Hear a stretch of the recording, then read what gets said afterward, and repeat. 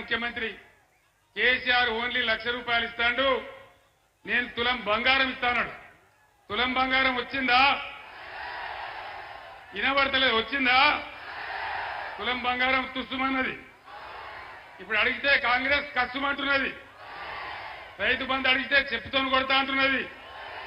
నేను చెప్పిన అయ్యా అట్లా మాట్లాడే మంత్రి గారు, నీకు అహంకారం ఉన్నది, నీకు కూడా చెప్పున్నది కొట్టడానికి, కానీ రైతుల చెప్పులు చాలా బందవస్తుంటాయని చెప్పిన నేను. వాళ్ళు ఒకవేళ అదే తిరిగేస్తే మీరు నశమైపోతారు, మాడి మసి అయిపోతారు, ఈ అహంకారం మంచిది కాదు అని నేను చెప్పిన. నేను మీ అందరిని ఒకటే కోరుతా ఉన్నా, ఎక్కడికి పోయింది కరెంటు? బ్రహ్మాండంగా 9 నెలలు 9 సంవత్సరాలు రెప్పపాటు పోకుండా అందినటువంటి కరెంటు ఎక్కడికి పోయింది అని నేను మనవి చేస్తా ఉన్నా. ఎక్కడికి మాయమైంది? కరెంటు కోతలు ఉన్నాయా? ఉన్నాయా? నిన్న ఒక మాట జరిగింది. నేను మహబూబ్ నగర్ లో మాజీ మంత్రి శ్రీనివాస్ గౌడ్ ఇంట్లో భోజనం చేస్తా ఉంటే ఆడ 2 సార్లు కరెంటు పోయింది. నేను చెప్పిన కరెంటు పోయింది అని.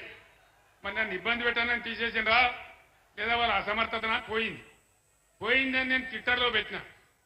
దాన్ని చూసి ఈ జిల్లాలో ఉన్న ఉప ముఖ్యమంత్రి కరెంటు మంత్రి బట్టి విక్రమార్క, ఆయన బట్టి విక్రమార్క కాదు వట్టి విక్రమార్క, ఆయన ఏమి స్టేట్మెంట్ ఇస్తాడు?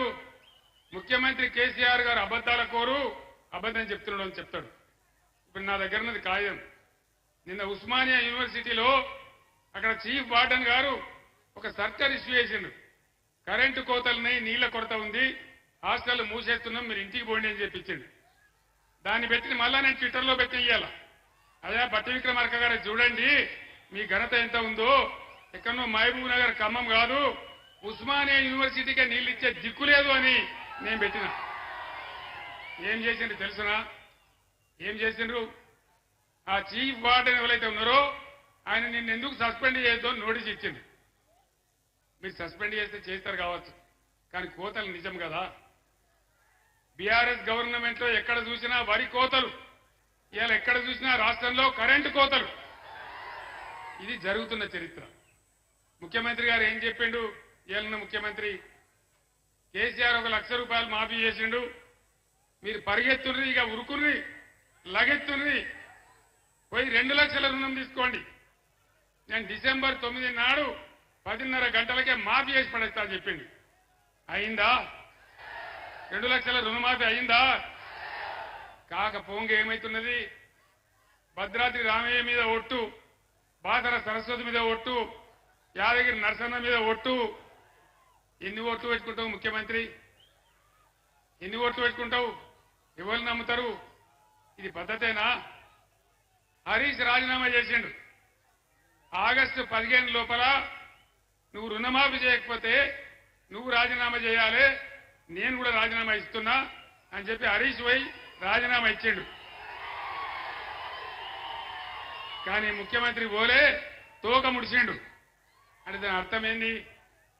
నేను ఒక్కటే మాట మీకు మనవి చేస్తా ఉన్నా, అబద్దాలు మాట్లాడి అడ్డగోలు హామీలు ఇచ్చి ప్రజలను బురిడి కొట్టించి గద్దెకొచ్చిన ఈ ప్రభుత్వం ఏ ఒక్క హామీ నెరవేర్చలే. 2,500 ప్రతి మహిళకి ఇస్తాం. వచ్చిందా? ఎవరికన్నా వచ్చిందా? వచ్చే ఆశ కూడా ఉన్నదా? ఇన్ని అబద్దాల, ఇన్ని రకాలుగా మోసం జరుగుతూ ఉంది. దాని మీద శాసనసభలో కానీ బయట కానీ బీఆర్ఎస్ ప్రశ్నిస్తే ఏం మాట్లాడుతున్నారు? నేను జానారెడ్డిని కాదు, నేను ఫలానా కాదు, కేసీఆర్ నీ గుడ్డు వీకి గోళీలు ఆడుకుంటా, నిన్ను పండబెట్టి తొక్కుతా, నిన్ను చెర్లపల్లి జైల్లో వేస్తా, నీ పేగులు తీసి మెడలేసుకుంటా. ఇదేనా ముఖ్యమంత్రి మాట్లాడాల్సిన భాష? దయచేసి ఆలోచన చేయాలి. 15 సంవత్సరాలు అన్నం తిన్నమో అటుకులు బుక్కినమో ఈ తెలంగాణ చెరను విడిపించడానికి అనేక పోరాటాలు చేసి అనేక లాఠీ దెబ్బలు తిని జైల్లో పోయి ఇప్పుడు కూడా నాకు ఒక రైల్వే కేసు ఉన్నది, నాకు ఇంకా కూడా కేసు ఉన్నది నా మీద. కోర్టు రమ్మన్న నోటీస్ ఇస్తా ఉన్నది. ఆ రకంగా ఉన్న వ్యక్తిని పట్టుకొని, తెలంగాణ సాధించి పెట్టిన వ్యక్తిని పట్టుకొని తెలంగాణను 10 ఏళ్లు బ్రహ్మాండంగా ఒక ధీమా ఉన్నటువంటి రాష్ట్రంగా తయారు చేసిన ముఖ్యమంత్రిని పట్టుకొని నిన్ను జైల్లో వేస్తా, నిన్ను కొడతా, నిన్ను పండబెట్టి తొక్కుతా, ఇదా భాష? జైల్లో వేస్తా అంటే కేసీఆర్ భయపడతాడా? ఈ జైళ్లకు తోకమాటకు నేను భయపడతానా? నేను జైళ్ళకు భయపడితే తెలంగాణ వచ్చేదా?